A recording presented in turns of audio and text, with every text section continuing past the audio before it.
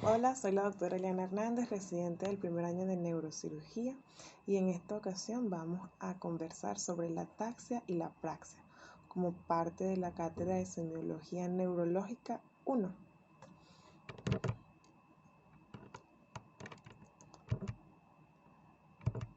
Iniciaremos hablando sobre la ataxia y definiéndola. La ataxia es definida como el movimiento o el desplazamiento de forma organizada que realiza un organismo en respuesta a la percepción de cualquier estímulo. Por ejemplo, aquí hemos colocado una imagen de las bacterias, las cuales tienen un tipo específico de taxia denominado como fototaxia, que es la capacidad o la habilidad que es poseída por muchas células en desplazarse en favor del estímulo que perciben, y este puede ser positiva o negativa dependiendo si se aleja o se aproxima a este estímulo.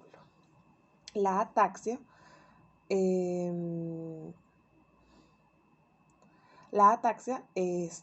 proviene del griego ataxia, significa desorden y se denomina también como una perturbación o una alteración en la coordinación de los movimientos.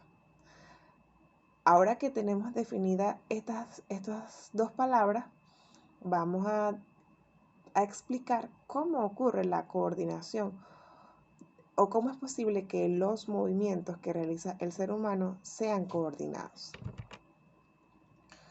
Para que exista un movimiento se necesitan la activación de ciertos grupos musculares, y estos se van a clasificar dependiendo del movimiento van a recibir diferentes nombres.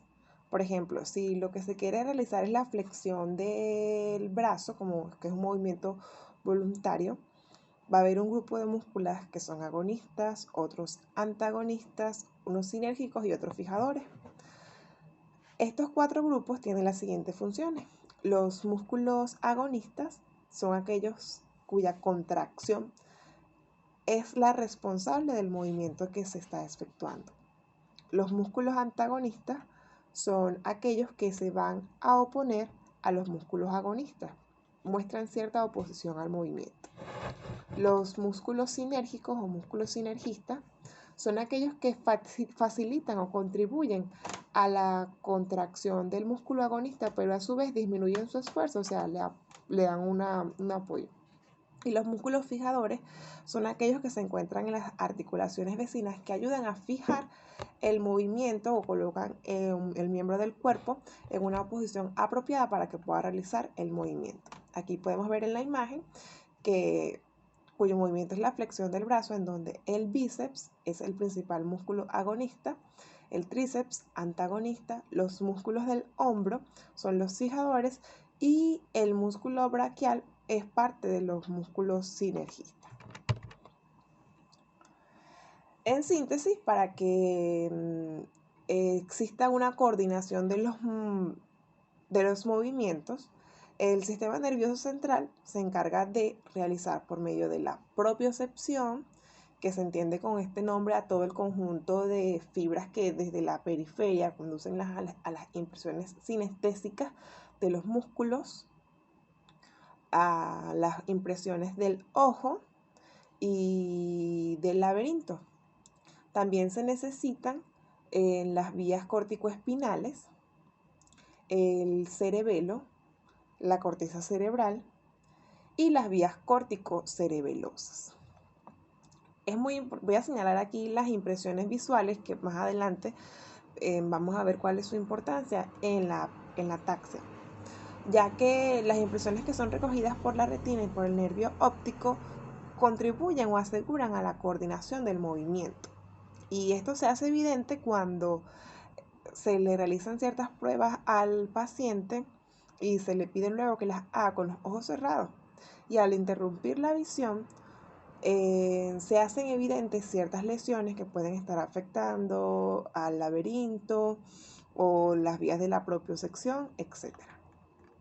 El cerebelo, que también es denominado como el ganglio del sistema nervioso, mediante sus actividades y sus vías, permite la regulación de las motoneuronas medulares y corticales, y de esta forma él se encarga de mantener la postura, el equilibrio al realizar el movimiento. ¿Cómo se explora la ataxia? Para explorar la ataxia tenemos que hacerla durante la realización de movimientos, para explorar la ataxia dinámica, y la ataxia estática con el paciente estando de pie o en reposo. La ataxia dinámica se realiza se realiza por segmentos.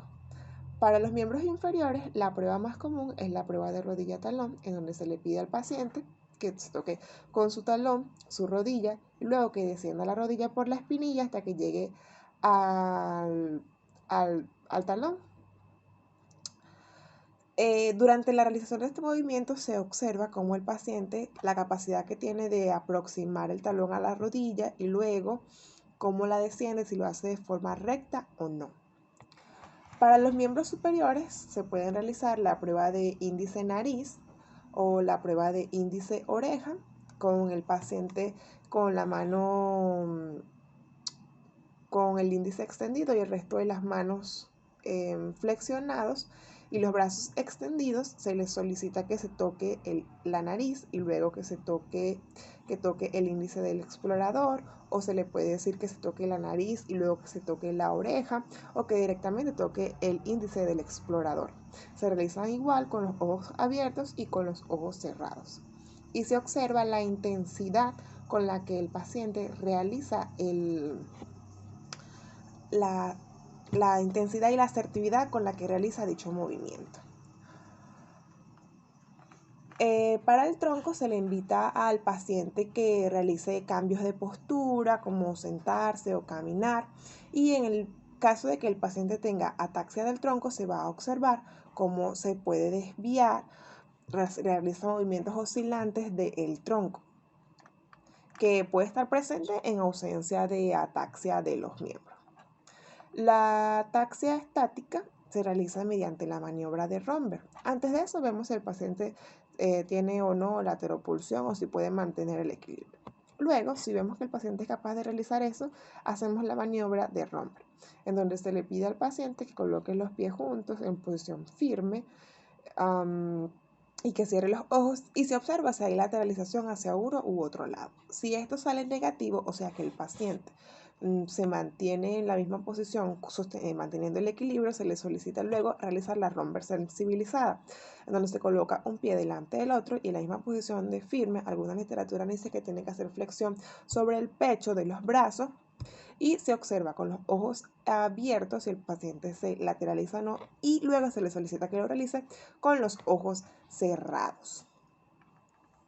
El significado y el valor semiológico del signo de Romberg se encuentra en que revela una alteración del sistema propioceptivo, o sea, que existe una alteración en las vías aferentes de la sensibilidad profunda o la sensibilidad laberíntica, que son corregidos mediante la visión.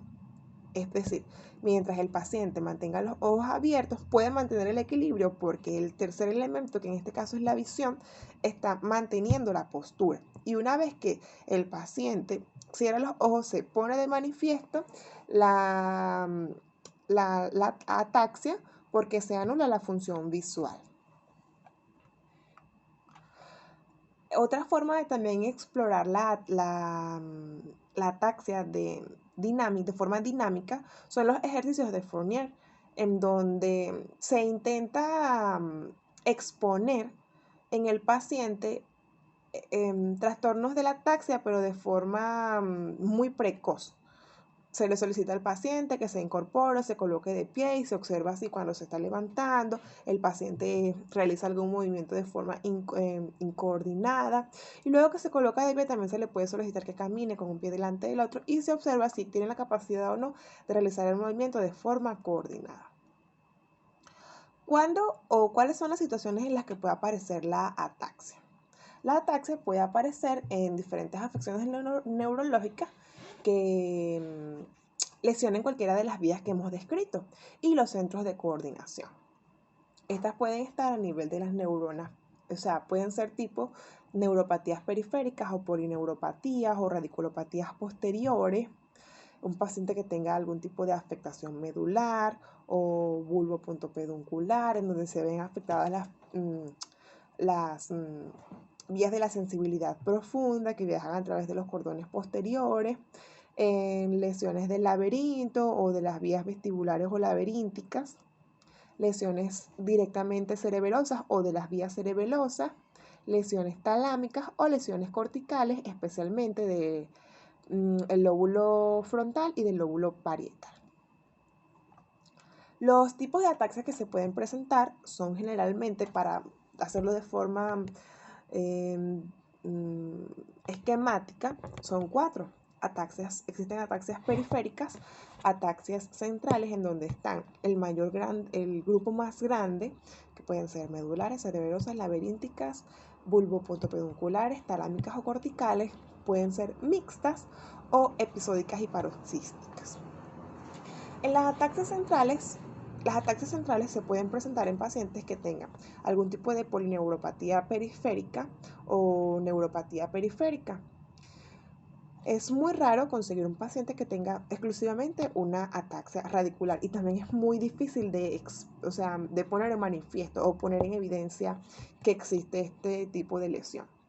En la ataxia periférica, el estímulo propioceptivo es incapaz de alcanzar el sistema nervioso central, y también se le denomina como ataxia neurítica. Podemos ver aquí en la imagen, que está señalado en negro, que este paciente puede presentar trastornos tróficos de forma distal, hiporreflexia, arreflexia profunda, hipoestesia, que tiene una característica que puede ser en bota o en guante. Y las patologías en donde se pueden observar este tipo de ataxias corresponden a las neuropatías alcohólicas, diabéticas, desmielinizantes, tóxicas, hereditarias o trastornos autoinmunes. En las ataxias centrales tenemos a la ataxia medular, que esta se manifiesta cuando existe una lesión de los cordones posteriores a nivel de la médula espinal, y la causa por la cual esto se produce es por la interrupción de las vías de la propiocepción, que no permiten que esta se continúe hacia el sistema nervioso. Durante esta ataxia central o ataxia medular, mejor dicho, se puede observar la presencia del signo de Romberg, y también pueden haber alteraciones dinámicas. Esta patología se puede observar en la esclerosis múltiple, en la enfermedad de Friedreich, en la siringomielia, en la mielopatía cervical y en el tabes dorsal. La ataxia cerebelosa es aquella que resulta por varios factores. Primero, semiológicamente, las características de la ataxia semológica se caracterizan son la pérdida de la eumetría, que se denomina como dismetría, la pérdida del sinergismo, que es la capacidad de realizar movimientos alternantes, y por la falta de coordinación en la línea de tiempo para realizar un movimiento, que se denomina como adiadocosinesia. Esta ataxia cerebelosa se caracteriza por ser una ataxia dinámica y a su vez estática. Sin embargo, la prueba de Romberg se encuentra negativa, porque cuando se quiere explorar cuando se realiza la prueba de Romberg, lo que se quiere poner en manifiesto es si la vía visual está haciendo una función adecuada o está enmascarando algún trastorno laberíntico, cerebeloso o de la propiocepción profunda.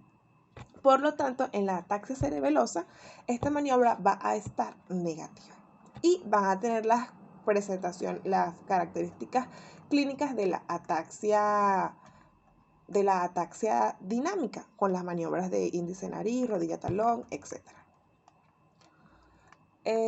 Las ataxias laberínticas, el paciente se le invita a que se coloque de pie, y se va a observar que se lateraliza hacia el lado que está afectado. Y cuando cierra los ojos, esta lateropulsión se ve acentuada. y el signo de Romberg va a estar positivo. A su vez, esta puede ir acompañada del signo de la marcha de la estrella positivo, en donde se le solicita al paciente que con los ojos abiertos y luego con los ojos cerrados camine hacia adelante, hacia atrás. Cuando el paciente camina hacia adelante, se observa que se mueve hacia el lado donde tiene la lesión, pero cuando se le dice que camine hacia atrás, se desvía hacia el lado que está sano. Otras características que nos pueden hacer pensar de que estamos hablando de una ataxia o estamos enfrente de una ataxia laberíntica es la ausencia de trastornos o alteraciones de los reflejos profundos y que van a ir acompañados de trastornos auditivos, básicamente como hipoacusia, vértigo o acúfenos. La ataxia talámica es aquella que se produce por una lesión a nivel del tálamo, en donde esta estructura como constituye un puente o una ruta en donde se procesa la propiocepción antes de llegar a la corteza. O sea, es una estación de la vía sensitiva. Como eso se ve interrumpido, se puede dar la ataxia talámica. Esta generalmente es secundaria a lesiones vasculares, como observamos aquí en la imagen, que hay una hipodensidad a nivel talámico, en este caso es bilateral. Pero generalmente la ataxia talámica es unilateral y tiene una manifestación que es unilateral y contralateral, al igual que la ataxia cortical, en donde lesiones extensas de la corteza frontal o de la corteza parietal pueden dar una ataxia. Y esta va a ir acompañada de signos y síntomas sensitivos o paréticos, dependiendo de si se ve más afectada el lóbulo frontal o el lóbulo parietal.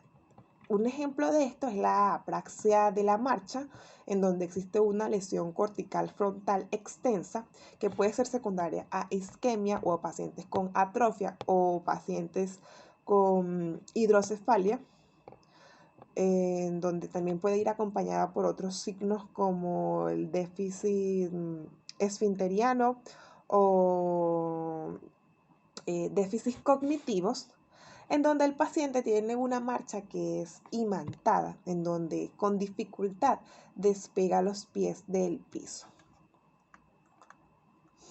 Ahora, una vez que ya hemos hablado sobre la ataxia y cómo la podemos explorar, vamos a conversar sobre la praxia. La praxia que proviene del griego praxis, es definido como la facultad de cumplir más o menos o de forma automática ciertos movimientos que son aprendidos o movimientos habituales que tienen una finalidad determinada. Estos movimientos pueden ser cepillarse, utilizar los instrumentos para la comida, para comer, lavarse los dientes, etc. La praxia o los movimientos de la praxia también se denominan o se conocen con el nombre de gestos proposicionales. Y clásicamente se conocen dos tipos de gestos, los gestos transitivos y los gestos intransitivos. Los gestos transitivos son aquellos que necesitan la intermediación de algún objeto para que se pueda realizar cierto fin, como por ejemplo cepillarse, lavarse los dientes, bañarse, cortarse las uñas, secarse el cabello, etc. Y los movimientos intransitivos son aquellos en donde no se necesita la intervención de algún objeto.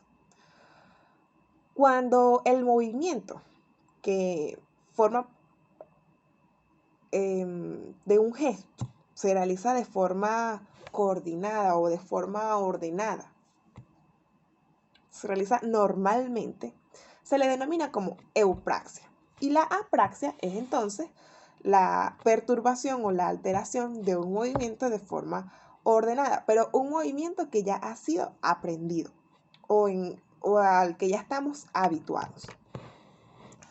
Para que se pueda dar la apraxia se necesita primero que el ser humano tenga la capacidad de reconocer el objeto. Al hablar de reconocer el objeto, él necesita identificar cuáles son sus características físicas y a su vez conocer cuál es la finalidad al emplear dicho objeto. Además, debe decidir que lo va a utilizar. El tercer paso que debe realizar es evocar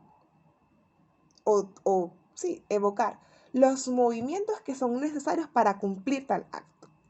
Desplazar la mano hacia el frente, apretar el vaso, subirlo, dirigirlo hacia la boca y por último, ejecutar el movimiento.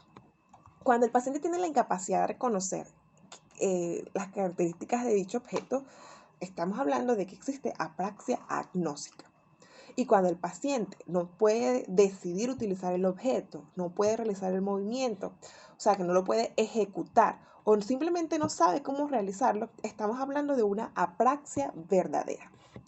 Y ya la capacidad de reconocer un objeto o no, o sea, identificar su forma, su peso, es materia de la noxia. Para poder explorar la apraxia, se necesita que el paciente realice diferentes tipos de gestos proposicionales. Se le va a solicitar que realice gestos intransitivos, como decir adiós, o que haga una negación con la mano, que se rasque la cabeza, que junte las manos para enseñarle que está orando o haciendo un saludo. Luego, vamos a ir aumentando cada vez más la intensidad o la dificultad del movimiento o de los gestos. Se le va a solicitar que realice gestos transitivos con instrumentos habituales o de uso común, como usar los tenedores, unas tijeras, como para que se utilizan las llaves. Luego se le solicita que realice gestos constructivos, en donde se le va a solicitar que imite o realice figuras geométricas o dibujos de forma espontánea con el apoyo de palitos, lápices o simplemente dibujar alguna figura geométrica. Luego se le solicita que realice gestos faciales en donde solamente utilice los músculos de la cara, como sacar la lengua, cerrar los ojos, silbar, mostrar los dientes, sonreír. Y para finalizar, se le solicita que realice gestos complejos en donde se puede uno utilizar un objeto o se puede hacer la simulación de que se está utilizando un objeto, como la simulación de que el paciente está tocando un piano, tocando la guitarra, tocando el violín, una trompeta, etc. Las alteraciones de la apraxia se denominan como apraxia, o sea, son la imposibilidad de poder realizar un movimiento o un acto que tiene para el cual ya ha sido adecuado, o sea, está adaptado a un fin.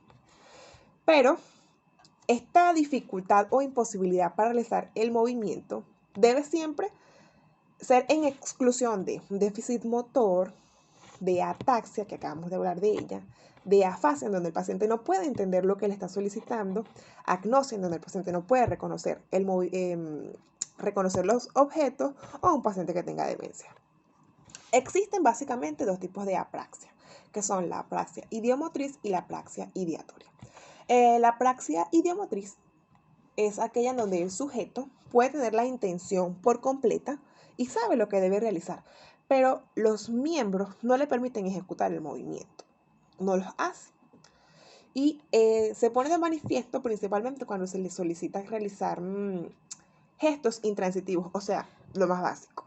Es incapaz de sonreír cuando se le solicita, de mostrar los dientes, etc. La apraxia ideatoria es un poco más compleja, en donde el paciente o el sujeto es incapaz de representar con su mente el movimiento o el gesto que se le está solicitando. O sea, es incapaz de ni siquiera pensarlo.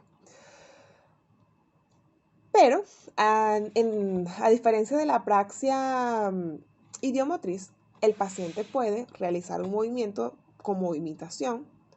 Los movimientos los puede realizar de forma tosca cuando tiene la capacidad de hacerlo. Y en cambio, en la apraxia ideatoria, voy a corregir, en la apraxia idiomotriz el paciente no puede realizar los movimientos por imitación. En cambio, en la afasia ideatoria, donde el paciente no está pensando en el movimiento, sí lo puede realizar por imitación, y el movimiento lo hace bien, o sea, es un movimiento íntegro, completo, a diferencia de la afasia idiomotriz, en donde el movimiento es tosco, incompleto, ordinario, y no tiene tampoco la capacidad de imitarlo.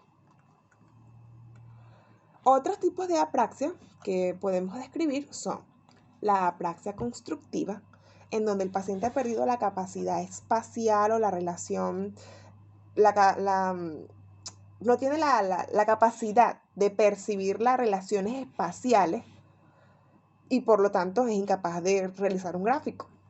Y este gráfico puede ser escribiendo o mediante, como dije hace rato, usando palitos, lápices, etc. Está la apraxia del vestido, en donde el paciente reconoce las piezas, sabe que se las debe colocar, pero no sabe cómo colocárselas o se las coloca al revés, se coloca una pieza que va arriba, abajo, etc.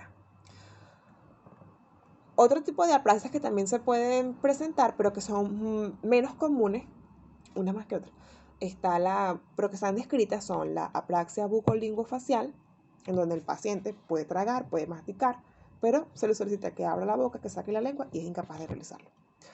Las apraxias oculomotoras, en donde el paciente puede dirigir de forma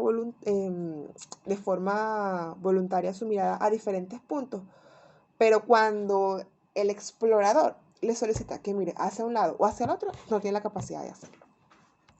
Y por último, la apraxia de la marcha, que describimos hace un rato, que es la marcha magnética, en donde el paciente por lesiones frontales amplias no tiene la capacidad, al realizar la misma, no separa lo suficientemente los pies del suelo para poder efectuar la marcha. Bueno, la información ha sido obtenida del Fustiniani. Muchas gracias por su atención.